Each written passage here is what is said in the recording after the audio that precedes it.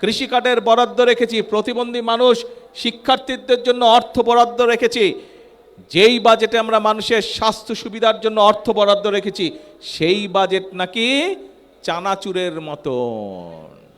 শুনেছেন এই কথা? কিছু কিছু লোক বলেছে।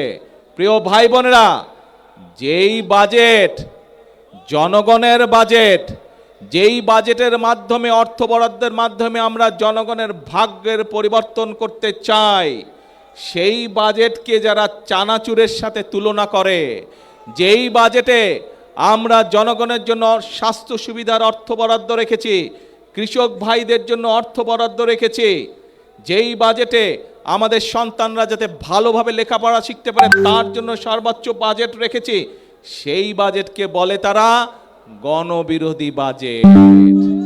দেখেছেন না? তাহলে প্রিয় ভাই বোনেরা, আমরা যাতে এই দেশের যারা শিল্পোদ্যোক্তা আছে, যারা মিল ফ্যাক্টরি তৈরি করতে পারে, তার ফলে আমাদের বেকারদের কর্মসংস্থানের ব্যবস্থা করতে পারে, সেই জন্য এই দেশে বাংলাদেশে যে সকল দ্রব্য তৈরি হয়, এভাবেই কোটি কোটি মানুষের ঘরে দেশ জুড়ে ফ্রিজ একটাই, ওয়ালটন। একই দ্রব্য কেউ যদি বিদেশ থেকে আমদানি করে তার উপরে আমরা শুল্ক বাড়িয়ে দিয়েছি, যাতে করে বাংলাদেশের মিল কারখানাগুলো রক্ষা পায়, যাতে করে সেই মিল কারখানাগুলো যদি চলে তাহলে আমাদের ছেলেমেয়েরা সেখানে চাকরি বাকরি করতে পারবে। একই জিনিস যদি বিদেশ থেকে আসে তখন আমাদের মিল কারখানা চলবে? বন্ধ হয়ে যাবে। সেই জন্য আমাদের মিল কারখানাগুলোকে আমরা প্রোটেকশন দিয়েছি, সেই ব্যবস্থা আমরা এই বাজেটের মধ্যে রেখেছি।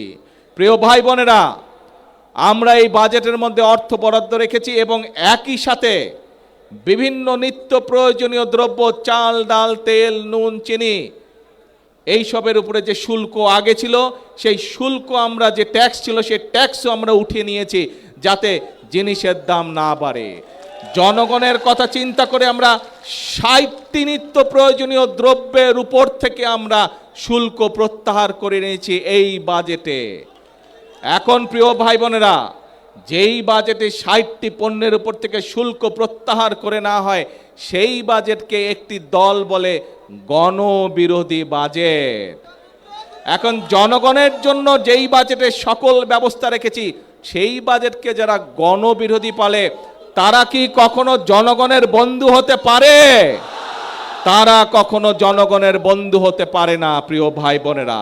কাজেই যারা জনগণকে বিভ্রান্ত করতে চায় প্রিয় ভাই বোনেরা, সেটি সংসদের ভেতরেই হোক, সেটি সংসদের বাইরেই হোক, তাদের ব্যাপারে আপনাদেরকে সচেতন থাকতে হবে। কারণ এই সকল লোকেরা, এই সকল দলগুলো দেশে যদি অশান্তি করার সুযোগ পায় তাহলে আমরা ফ্যামিলি কার্ড বাস্তবায়ন করতে পারবো না।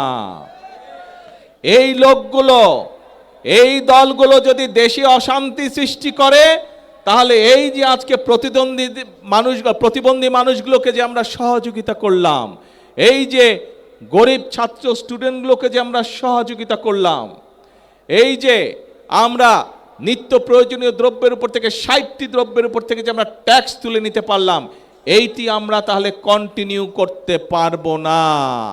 কাজেই যারা এসব কাজে বাধা দিবে কি ব্যবস্থা করা উচিত? তাদের বিরুদ্ধে সতর্ক থাকতে হবে, তাদের বিরুদ্ধে, এবং জনগণকে ঐক্যবদ্ধ থাকতে হবে। বিএনপি হচ্ছে জনগণের দল। যতবারই এই দেশে নিরপেক্ষ নির্বাচন হয়েছে, যতবারই এই বাংলাদেশে মানুষ স্বাধীনভাবে ভোট দিতে পেরেছে, প্রত্যেকবার মানুষ ধানের শীষকে বিজয় করেছে।